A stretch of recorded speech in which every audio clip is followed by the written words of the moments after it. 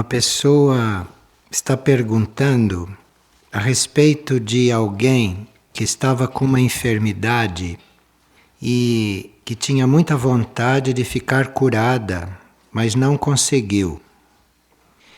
E esta pessoa desencarnou. Então ele quer saber se ela continua em conflito para ser curada lá do outro lado. Quem luta para ficar curado e não consegue é geralmente alguém que abusou muito dos corpos numa vida passada. Não cuidou dos corpos e fê-los adoecer. Então, numa outra vida, esta pessoa quer curar os corpos e não consegue. Então tem que passar por essa experiência para que num próximo ciclo ela tenha mais consciência de como lidar com os veículos, com os corpos. Então, se alguém desencarna lutando para sarar e não consegue, esta pessoa numa próxima vida vai tomar mais cuidado com a saúde e vai respeitar mais a vida. Todas estas coisas pelas quais nós passamos são sempre em função de desenvolver mais a nossa consciência. Então, todas estas coisas que a vida nos traz, todas essas circunstâncias nas quais nós nos encontramos, são sempre em função de nós ficarmos mais desenvolvidos, sempre. E as circunstâncias são sempre as mais adequadas para nós desenvolvermos. Então, do ponto de vista consciente da personalidade, nós achamos uma situação muito incômoda, achamos que devia ser outra, mas as situações nas quais nós nos encontramos são as melhores possíveis para nós desenvolvermos. Então, até uma pessoa lutando contra uma doença, aquilo, no fundo, é uma forma dela se desenvolver, é a melhor forma que havia dela progredir. E aqui uma pessoa pergunta como ter paciência com quem está no caminho e não consegue realizar totalmente certas coisas a que se propõe, e principalmente no serviço. Eu acho que nós podemos ficar mais pacientes com estas coisas quando nos lembramos que as consciências desenvolvidas são raríssimas. Então, quando alguém tem um certo desenvolvimento de consciência, aquilo deve ser preservado para que aquilo não regrida. E diante de uma consciência que começa a se desenvolver, ou diante de uma consciência já relativamente desenvolvida, teríamos que cuidar, zelar por esta consciência. Há sempre um meio de fazer isto. Há sempre um ponto através do qual aquela consciência responde. E aí, com aquela resposta, se confirma um intercâmbio e assim se vai cuidando, ajudando para que aquela consciência não regrida. Isto inclui aquelas consciências que têm defeitos, porque ninguém é perfeito e diante dos defeitos nossos, quem lida conosco deve saber medir as nossas qualidades até que passe a lidar com as nossas qualidades. Então considere em primeiro lugar as nossas qualidades e aí os defeitos vão ficando em segundo plano até que a gente consiga não levar mais em conta e que fique tratando só com as qualidades da pessoa. Mas isto é um processo de afinamento entre as energias, isto é um processo de relação entre os raios dos indivíduos, das pessoas, mas se nós levamos em conta bem claramente a qualidade da pessoa, isto é uma forma de você conviver com um ser desigual e de trabalhar na elevação. E a pessoa pergunta como ajudar esta pessoa no caminho, como lhe passar o ensinamento, lhe dar estas informações, levando em conta que tem uma parte da pessoa que não está muito afim e que tem uma certa reserva. Bem, quando se percebe isto, não? É como se nós semeássemos, atirássemos o ensinamento assim como quem atira sementes sobre a pessoa, imperceptivelmente. Mas é fazer como semeador, pega o punhado de informações e atira. E vira as costas e deixa. Porque aquilo pode um dia ir brotando. É muito mais efetivo dar toques quase imperceptíveis, como quem nada está fazendo, do que fazer grandes pregações e grandes conselhos e grandes conversas. É melhor toques rápidos, espaçados, de quando em quando. Isto é muito mais efetivo do que uma coisa insistente, quando a pessoa não está totalmente inteira. Agora, há sempre um objetivo em comum, há sempre uma meta em comum. Se for uma meta positiva, se vai ajustando tudo a esta meta. E aí, quando uma pessoa reconhece uma meta em comum com a gente, então aí se vai ajustando tudo a esta meta. E aí a pessoa permite que as coisas vão sendo ajustadas. Mas você não está ajustando em função dela, está ajustando em função de uma meta aonde ambos têm que chegar. Então, considerando esta meta, considerando este ponto, esta consciência vai se deixando moldar em função da meta, não de você querer que ela seja diferente, porque isto não existe. E esse ajuste das coisas diante de uma meta, isto produz verdadeiras transformações, verdadeiros milagres. E há histórias, há lendas, as quais nos ensinam que mesmo pessoas agressivas, que mesmo pessoas coléricas, que mesmo pessoas até meio loucas, diante da meta e você adequando as coisas segundo uma meta, tudo isto vai mudando. Porque as coisas vão se moldando à meta e a energia da meta começa a voltar sobre a pessoa. A energia da meta começa a curar, começa a transformar. Então é tudo com a meta. O trabalho é todo com a meta. E enquanto isto, tudo vai acontecendo, tudo vai evoluindo. Por isso, num grupo espiritual, é muito importante que a meta seja clara para todos. Porque a meta estando clara, tudo vai se amoldando, tudo vai se ajustando. Os temperamentos, as dificuldades, as qualidades, os defeitos. As qualidades também têm que se ajustar à meta. Porque nós podemos ter ótimas qualidades, mas que não servem para chegar àquela meta.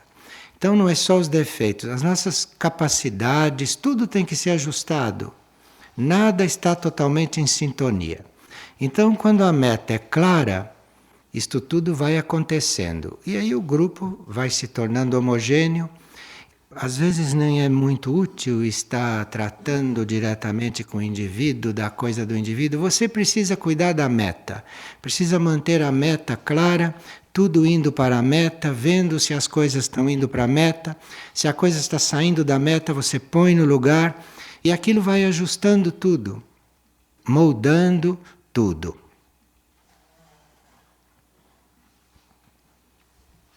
O pensamento do dia é muito importante hoje, e ele diz que grande é o impulso que recebemos para entrar no caminho de regresso.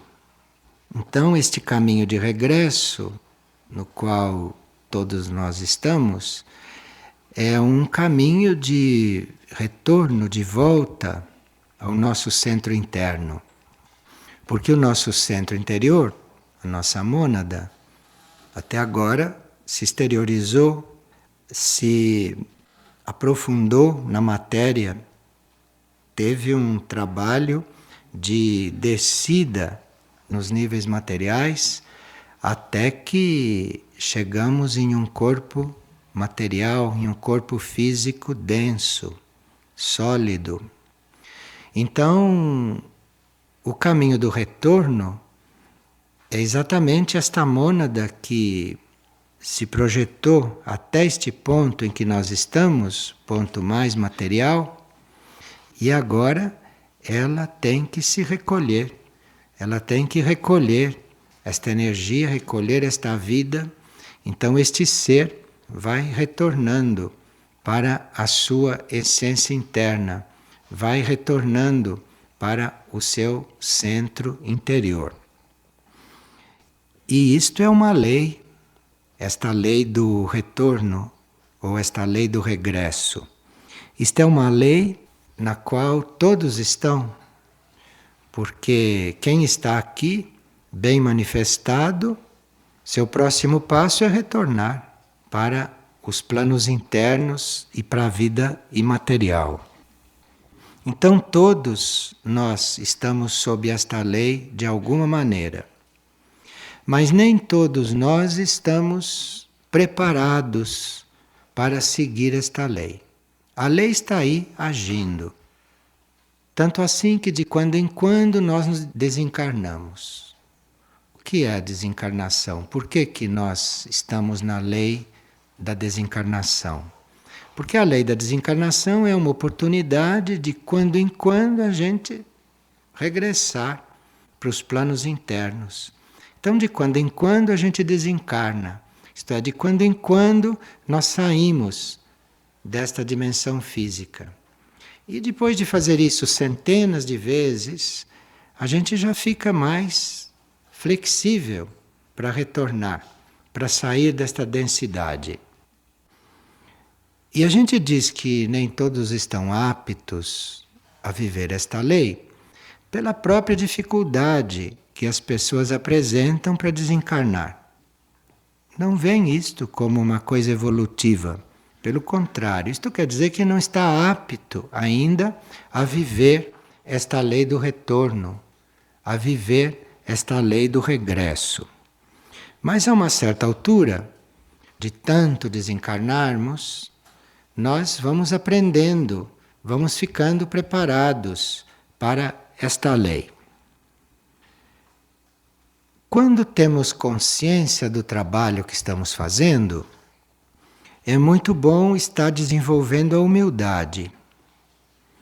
Porque se nós nos tornamos mais humildes, isto é, se nós nos tornamos mais dóceis àquilo que se apresenta como oportunidade de evolução, de desenvolvimento, então com esta humildade já pouco mais amadurecida e assumida, esta lei do regresso começa a atuar sobre nós, não só na hora da morte.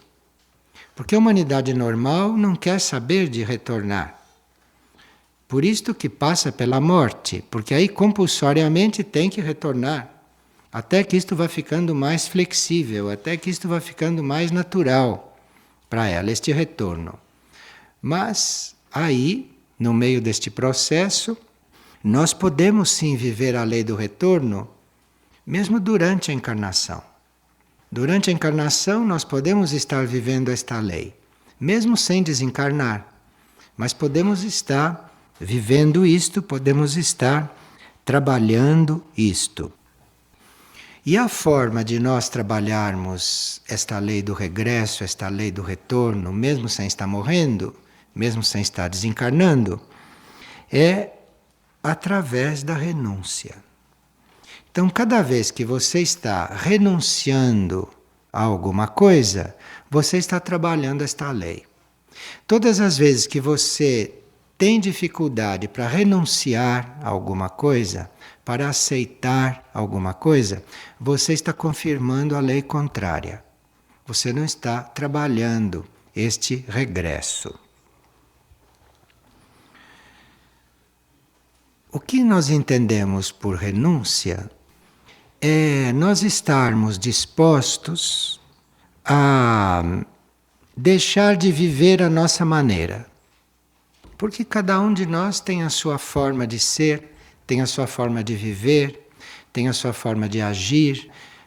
Mesmo num grupo espiritual, as pessoas têm tanta habilidade com este assunto que mesmo num grupo espiritual, seguindo um horário que todos seguem, ali ela consegue viver a maneira dela.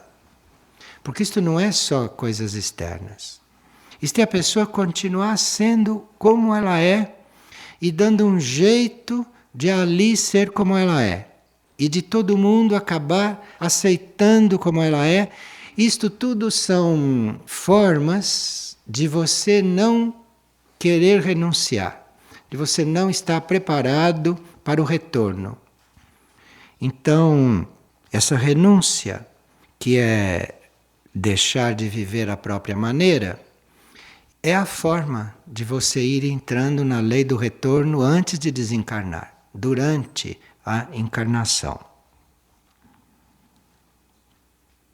Enquanto nós sentimos que temos algo a que renunciar, então tem que exercer isto. Não se sentir agredido porque tem que renunciar a alguma coisa. Isto é uma dádiva. E se você tem dificuldade para renunciar a alguma coisa, quer dizer que ou você renuncia àquilo ou você adia este processo. Você fica adiando este processo. Mas agora aqui entram várias complicações psicológicas das pessoas. Então as pessoas dizem, mas como eu vou renunciar se eu tenho razão?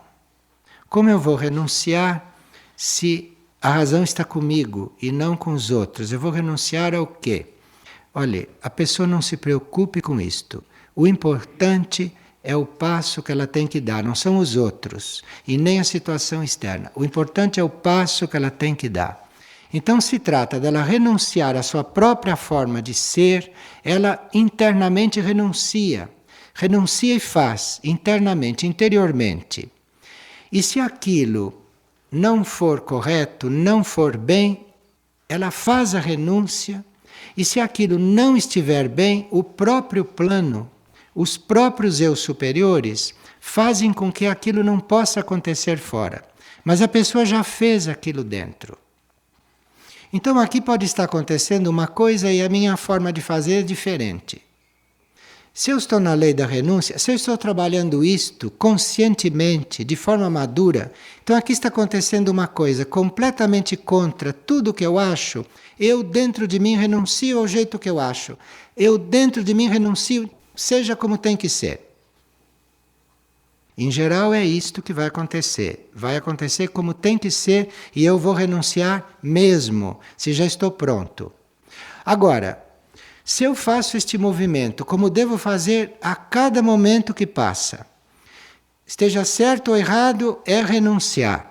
Eu estou falando de quem está no caminho do retorno, não estou falando de quem está muito bem e desenvolvendo coisas aqui. Então aí você renuncia àquilo de imediato. E aquilo que guia tudo, os eu superiores, a energia, vai fazer com que a sua renúncia não influa. Aquilo vai ser como tem que ser. Mas você fez o que deveria fazer. Você abriu mão da sua forma de ser. Isto é fundamental no caminho do retorno. E isto é o que o pensamento do dia está trazendo, embora recheado de outras coisas mais agradáveis, que nos ajudam a fazer aquilo que devemos fazer. Que é isto, renunciar a viver a própria maneira, do próprio jeito. É abrir mão de fazer as coisas do próprio jeito. Isto pode, uma certa altura, não estar correto de um modo geral. Mas se não estiver correto, a própria energia leva a ser como deve ser. Você não se preocupe. Você se preocupe com a renúncia. O resto entregue e deixe. Isto não são todos que estão preparados para isto. Isto é um processo longo, mas quando vai chegando a hora de se voltar mesmo, quando a mônada começa a recolher os seus prolongamentos e a mônada dá por terminada a sua experiência na vida mais densa, então este impulso é muito importante. E isso explica muita coisa para o indivíduo que é colocado, às vezes, com certo cuidado pela vida, pelo karma, porque o karma toma muito cuidado conosco. E só é compulsório, só é irremovível depois que já tentou tudo, de todas as formas que nós seguíssemos a lei. Agora, quem está no caminho, nesta época, e neste grau evolutivo da humanidade, está no caminho do retorno. Então, estas coisas são úteis, estas coisas são práticas em certos momentos, em certas circunstâncias da vida. Nesse caminho do retorno, que é um movimento que nós somos convidados a reconhecer, que é para colaborar com ele e não insistir no movimento contrário. Porque aqui se trata de servir e nada mais. Precisa um reconhecimento desta lei e reconhecer que nós estamos encarnados ainda, apesar desta lei já estar agindo e tudo, e se nós ainda continuamos aqui, se nós ainda temos o que fazer aqui, aqui nós temos coisas a fazer que acabem de nos libertar, de nos preparar para voltar de uma vez para o imaterial e para seguirmos esse chamado e este impulso. E uma das coisas que estão nos segurando aqui, que não permitem que a gente entre nesta lei e que esta lei nos leve de vez, uma das coisas que estão nos prendendo aqui é essa busca deste equilíbrio entre as polaridades. Por isto que nós não somos puxados de uma vez. Por isto é que nós estamos nos preparando para esta lei, estamos nos tornando flexíveis a esta lei, estamos aprendendo a renunciar, mas enquanto estas duas polaridades, o masculino e o feminino, não estiverem equilibrados no nosso ser, não há possibilidade desta lei nos puxar totalmente. Então aqui, no nível humano, no nível consciente, no nível pessoal, se trata de nós estarmos renunciando todas as vezes que uma polaridade nossa começa a ficar muito proeminente. Então, nós temos as duas polaridades, numa determinada vida, uma delas está mais proeminente que a outra. Numa determinada vida, você é mais masculino que feminino. Numa determinada vida, você é mais feminino que masculino. Então, quem está trabalhando isto, cuida de renunciar àquilo que aquela polaridade preeminente está pedindo. Isto não quer dizer renunciar àquela e atender à outra, mas quer dizer apenas renunciar àquela. Então vai renunciando àquela E aí isto vai ajustando. Então, se nós temos isto, de um ponto de vista bem maior e bem geral, nós vemos por que temos que ter autocontrole, por que temos que aceitar certas situações dos nossos corpos, às vezes certas situações congênitas dos nossos corpos, que não permitem que uma certa polaridade seja desenvolvida totalmente. Então, isto tudo são sinais de que o indivíduo está na lei do retorno. São sinais de que o indivíduo está trabalhando este equilíbrio das polaridades. E se isto não entrar em equilíbrio, nós ficamos com esta lei do retorno só na idealização e só na aspiração. Mas ela não pode passar de um certo ponto conosco. Em outras palavras, nós não podemos deixar de encarnar. Nós não podemos deixar de estar aqui e com corpos. Porque se nós estamos dentro de corpos, é sinal que essas polaridades naqueles corpos ainda não estão equilibradas. Senão não estaríamos em corpos.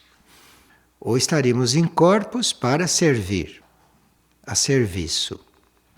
Mas se poderia também servir sem corpos, fora de corpo. Está em corpo é porque aqui tem polaridade a equilibrar. Aqui tem um trabalho de equilíbrio a fazer. Com este trabalho presente, e estando aberto para esse trabalho, por esta lei que está nos atraindo, que está nos antecipando coisas desta vida imaterial, então, através desta lei, nós estamos sendo imbuídos de leis maiores, de leis universais, nos nossos níveis internos, nos nossos níveis interiores, e mesmo tendo que estar aqui, porque as coisas aqui não estão preparadas, não estão prontas, as polaridades não estão unidas ainda na nossa mente, na nossa alma, na nossa mônada, nos nossos corpos. Então, como isto não está ainda acontecendo, nós estamos sendo preparados, vivendo internamente certas coisas. Então não estamos aqui prisioneiros eternamente disto. Não estamos eternamente prisioneiros. Nós estamos trabalhando estas coisas, mas internamente, no nível de alma, no nosso nível interior, estamos vivendo nos planos internos, estamos participando de grupos internos, de almas, de grupos de mônadas, e tudo isto nós vamos reconhecendo, tudo isso nós vamos percebendo, vamos sentindo, embora não tenhamos total consciência destas coisas. Mas estamos vivendo uma situação que não é bem aquela que a nossa consciência expressaria, mas todos nós sentimos, sabemos internamente, ou temos uma percepção de que estamos vivendo outras coisas internamente. E isto pode ser cada vez mais claro através desta lei da renúncia, que é a lei que nos leva a perceber este movimento do retorno, a sentir esta desmaterialização, sentir este chamado para este mundo interior, para este mundo imaterial, e a gente não criar dificuldades para isto acontecer. Cada um tem muitas oportunidades de viver estas coisas.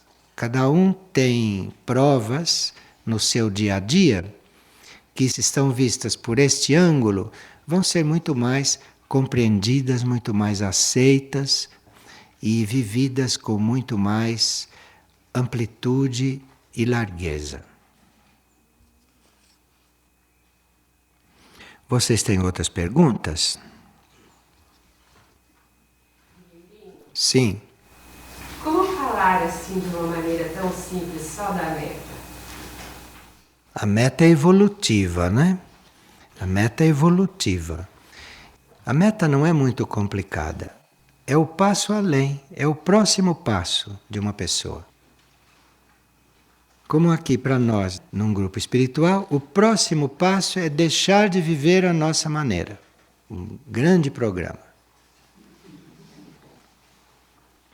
E se nós realmente decidimos dar este passo, tudo começa a acontecer para a gente deixar de viver a própria maneira. Tudo começa a se apresentar para você viver diferente. Você acredita nisso? Pois é assim. E o importante não é tanto o que você está vivendo. O importante é que você esteja deixando de viver do teu jeito. Isto que é o mais importante.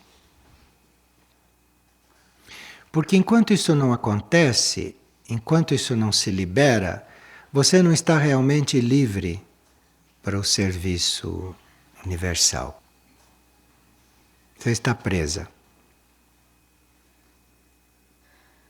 E muitas mentes perguntam, mas o que eu tenho que fazer para deixar de viver a minha maneira? É só você fazer esta intenção que você vai ver. Em seguida, começa a acontecer a coisa que você tem que mudar. Começa a te ser mostrado onde que você tem que viver de outro jeito, e no quê. E se você tiver sinceridade na sua proposta, você vai reconhecer. E num grupo espiritual, o passo é esse, nesse momento, porque como num grupo existe um ritmo grupal, mesmo que um fale, tudo continua. E isto vai dando para o indivíduo um vício, e ele ali acaba encontrando a forma de ser como ele quer. Porque as coisas continuam, os outros, o conjunto está fazendo, e ele ali vai ficando como ele quer. Então, precisa estar muito atento e muito desperto para isso. Cada um consigo. Cada um consigo. Agora, se o grupo acaba se acomodando ao jeito de viver de alguém, isso é muito grave para o grupo. Isto é a introdução de um vírus aí dentro. E isto vai se dilagando. Daqui a pouco o grupo não é mais espiritual. É um grupo de suporte, um suportando o outro e encontrar um modo de viver menos incômodo. Muito triste isso. Então, em um grupo espiritual, se acontece alguma coisa que te contrarie, pode ser que aquilo esteja errado para quem fez.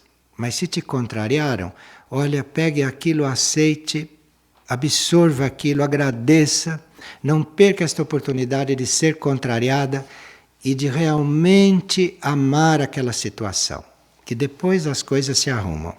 Mas se você não aceita isto, você não dá um passo. Então a lei da renúncia é muito fundamental para todos os que estão no caminho do regresso, no caminho do retorno. Sim. Idade? O que é a idade? A idade é da alma. Se a alma é madura, se a alma já está madura, pode ser um jovem aqui fisicamente, ele está pronto para aquilo. E se a alma não está madura, não adianta, ele pode ser um octogenário e não está pronto. A alma não está madura, é a alma, não é a idade aqui. A idade aqui é coisa muito relativa, é coisa de formação dos corpos, nada mais. Mas a idade não indica se o indivíduo está ou não pronto para uma coisa. Não é a idade que indica. A idade externa. Pode ser uma criança, a alma está pronta. E a vida já vai colocando aquela criança em situações para que aquela alma continue o seu desenvolvimento. Desde criança, desde o útero materno, já é colocada em situações que facilitam o desenvolvimento, se a alma é madura. E quanto mais madura ela mais duras são as provas? Mais duras? Não, mais adequadas para o seu desenvolvimento são as provas. Às vezes é muito duro para nós que estamos observando, mas para a alma que é madura não tem nada de duro. Para a alma que é madura é o seu caminho. Nunca se viu um São Francisco de Assis se lamentar que aquilo estava muito forte. Mas jamais. Aquilo é o caminho dele. Mas ele é o santo.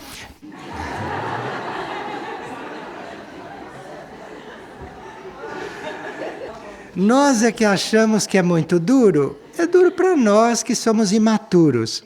Mas quando chega naquele ponto, não tem outra coisa que viver senão aquela. É aquilo que é preciso. Não é nada demais. Nós sabemos que existe esse conceito, que quanto mais o ser evolui, mais duras são as provas. Isso são palavras. Quanto mais ele é evoluído, menos ele está envolvido com estas coisas. As provas parecem mais duras para os outros, mas não para o ser. Mas, por exemplo, se uma criança está numa favela, leva um tiro na cabeça, a gente sente compaixão para ela, não é tão duro. É bem, isso são situações nas quais uma criatura pode se encontrar e nós temos fé que aquilo, para a criatura, vai ser evolutivo. E depois, se acontece uma coisa destas, que evidentemente não é equilibrada, numa outra oportunidade, aquele ser pode ser compensado. Digamos que aconteça isto e que isto desequilibre um pouco o ser, que isto um dia vai ser compensado numa outra vida, numa outra situação. Então, como naquele momento a pessoa não foi ajudada, numa próxima oportunidade ela poderá ser muito mais ajudada do que outros seriam.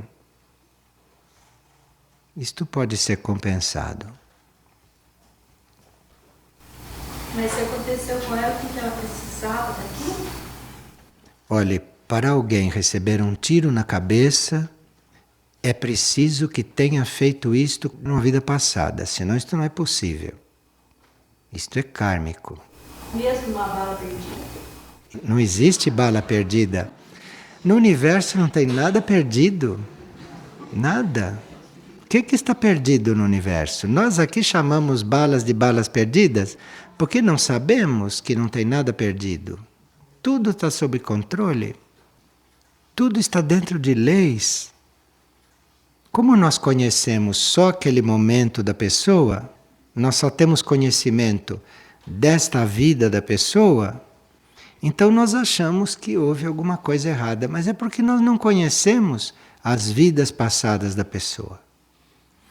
Escute, não existe bala perdida, não existe acaso. Acaso é uma palavra que, se fosse uma civilização adiantada, não teria isso no dicionário. Não teria esta palavra nos idiomas. Um idioma que tem a palavra acaso revela o nível de quem fala aquele idioma. Porque é coisa que realmente não há acaso. Pode ocorrer até a compaixão por esses fatos, quando você pensa friamente sobre isso. Ah, não, mas você pode compreender esse fato, pode aceitar. Isso não exclui a compaixão. Quando você compreende, se você chega a compreender que houve isto, que a pessoa recebeu um tiro na cabeça, se você compreende isto, você compreende através da compaixão. A compaixão já está ali. Então o fato de você compreender isso, de você lidar com a pessoa, de você pensar na pessoa, de você ter aquilo no coração, tudo isso já é compaixão, tudo isso já está ali curando, já está ali elevando, já está ali ajudando. Mas se você não compreende isto, se você não compreende, se você não aceita, fica fechada a porta da compaixão, que é o sentimento que você está usando. Se você compreende isto, você já está com a compaixão, você já está com esse sentimento. E isto vai trabalhar ali, isto vai ajudar ali. E para uma pessoa não receber uma bala na cabeça quando tinha que receber, também é possível isto. Precisa que ela tenha feito uma tal transformação que se mude aquela necessidade. Então, qualquer um de nós pode vir com esta possibilidade de passar por uma determinada purificação. Mas se antes daquilo eu fiz uma tal mudança em mim, uma tal transformação, que aquilo talvez não seja mais necessário. Aí pode mudar. Então ninguém está achando natural. Estamos procurando compreender a razão profunda, real das coisas. Porque aí você muda a situação porque você compreendeu. Então você mudou em você aquilo, ou ajudou a pessoa a mudar aquilo nela, e é a mudança que evita que aquilo aconteça, porque agora não é mais necessário. Então, diante de qualquer coisa, você pode estar ali disposta a servir. Porque qualquer mudança que haja ali já vai mudar o teor daquilo que tem que acontecer. Aquilo vai se tornar mais suave ou menos suave, segundo a mudança que houve antes. Percebe? E depois, se acontece uma coisa destas, que te tocou tanto, não de uma criança receber uma bala na cabeça, parece que isto começou e terminou na criança, mas não é assim. A criança desencarnou, do outro lado ela vai ter suas oportunidades. Mas isto foi importante e vai repercutir em todos os que assistiram, em todos que estavam ligados. Então precisa compreender aquilo para ajudar os outros que estão envolvidos com aquilo. A coisa não acabou ali. O trabalho prossegue em todos, em cada um. Mas para que haja um trabalho real, evolutivo, precisa compreender aquilo. Compreender e aceitar em princípio, porque a partir daí é que as coisas vão mudando. Isto não é um trabalho social, não. Isto é um trabalho espiritual que envolve todos os níveis do indivíduo. E muitas vezes uma criança serve como eixo para começar a acontecer uma série de coisas, esperemos evolutivas, em todos aqueles coligados. Isso é muito importante compreender. Compreender quer dizer aceitar, mas não aceitar como é, aceitar como ponto de partida para uma transformação. E ajudar você vai ver ali na hora, segundo a luz interna que você tiver para ajudar. Então você tem que, dentro de você, se ofertar para ajudar e aguardar que venha a energia para você ajudar. E aí você vai ver como ajudar. Aí de dentro de você virá o impulso para você fazer o que for melhor.